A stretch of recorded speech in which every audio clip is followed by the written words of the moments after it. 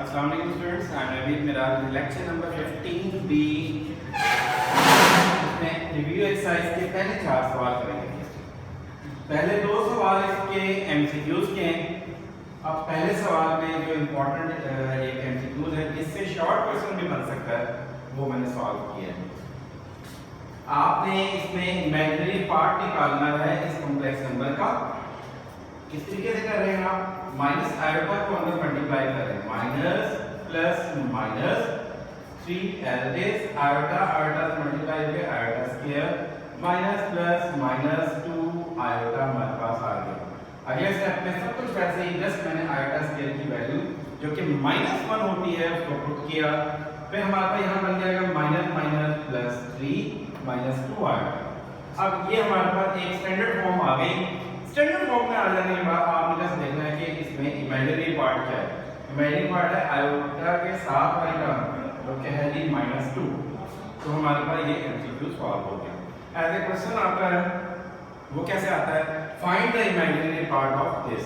आपने इमेजिन, अगर इसका रियल पार्ट पूछता, सवाल में पूछा तो नहीं है, अगर रियल पूछता तो हम जवाब देते। ये एक पार्ट ऐसा भी है जिसमें उसने रियल पार्ट पूछा हुआ है। क्वेश्चन नंबर 2 एमसीक्यूज है, आपने उससे करना है। क्वेश्चन नंबर 3 पार्ट 4 है हमारे पास। आपने क्या करना है? 32 को फैक्टराइज करें, वो बनेगा 2 रेज़ द पावर 5। तमाम चीजें एज इट इज 625 डिनोमिनेटर में है। ये होता है 5 रेज़ द पावर 4, यानी कि 5 को 5 से 4 टाइम मल्टीप्लाई करें तो वो बनेगा 5 raise the power 4 equal to 625। बाकी तमाम चीजें एज इट इज, बाहर वाली पावर भी ऐसी। अगले स्टेप में हमें ये पता है, ठीक है, कि अगर बेसिस सेम हो और डिवाइड हो रहे हो तो आप क्या करते हैं? बड़ी पावर में से छोटी पावर को सब्ट्रैक्ट करते हैं। अब यहाँ पर देखें, यहाँ पे बेसिस सेम है, यहाँ पे बेस x है, इधर भी बेस x है। हम क्या करेंगे? इनमें से स्मॉलेस्ट पावर को देखेंगे और उसको मूव कराएंगे। यहाँ पे +4 है, -6, तो माइनस होने की वजह से ये वाली पावर स्मॉलेस्ट पावर है, इसलिए इसको हम डिनोमिनेटर में ले जाएंगे। ये बन जाएगा -6, इसी तरह से बन जाएगा 4 + 6 4 एज इट इज +6। फिर सेम ऐसी y की ये जो पावर -4 है, ये मूव करके भी डिनोमिनेटर में चली जाएगी, बन जाएगी y रेज़ द पावर 1 + 4। अब z की यहाँ पे पावर है 1 और नीचे डिनोमिनेटर में -4। अब यहाँ डिनोमिनेटर वाली पावर जो है -4 वाली, ये मूव करके ऊपर न्यूमरेटर में जाएगी। तो ये वाला c अपनी जगह पे 1 प्लस -4 पर जाएगा +4। ठीक है, नेक्स्ट स्टेप में क्या करेंगे? इसको ऐड कर लेंगे। 2 रेज़ द पावर 5, g की पावर भी 5 आ गई, 5 raise the power 4 as is, x की पावर 10 और y की पावर 5। देन इसके बाद क्या करेंगे? ये जो 2/5 है एज ए होल पावर, ये सब के साथ अलग-अलग से मल्टीप्लाई करेंगे। तो देखिए नेक्स्ट स्टेप में हमने ये कुछ किया है, 2 रेज़ द पावर 5 तमाम चीजें लिखकर जस्ट 2/5 पावर से आपने मल्टीप्लाई किया। देन क्या हुआ? यहाँ पे देखें 5 को कैंसिल कर दिया, फिर यहाँ पर भी 5 ने 5 को कैंसिल किया और यहाँ 5 1 द 5 2 द 10, 5 ने यहाँ पर कैंसिल कर दिया। लेकिन यहाँ पे कैंसिल नहीं होगा, बल्कि यहाँ पे न्यूमरेटर से मल्टीप्लाई होगा।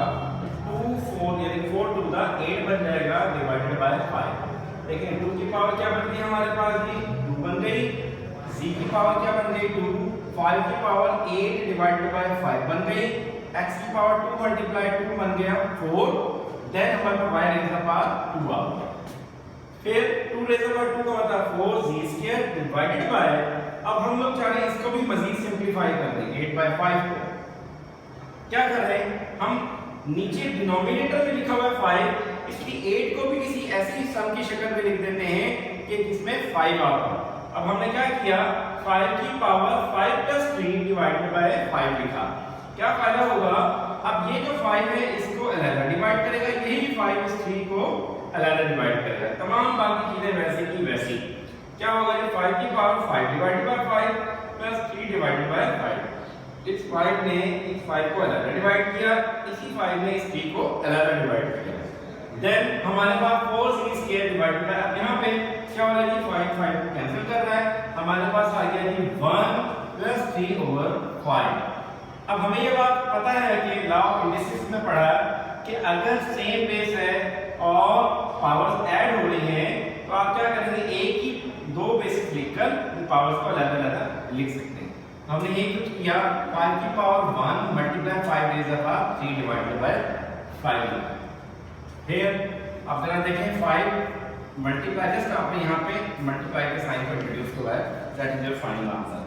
क्वेश्चन नंबर 4 की बात करते हैं। ये सवाल हमने पहले भी किया हुआ है, same as it is question number 3 of exercise number 2.4। Just power का डिफरेंस है, तो आप ये सवाल जरा उससे करना है। Thank you.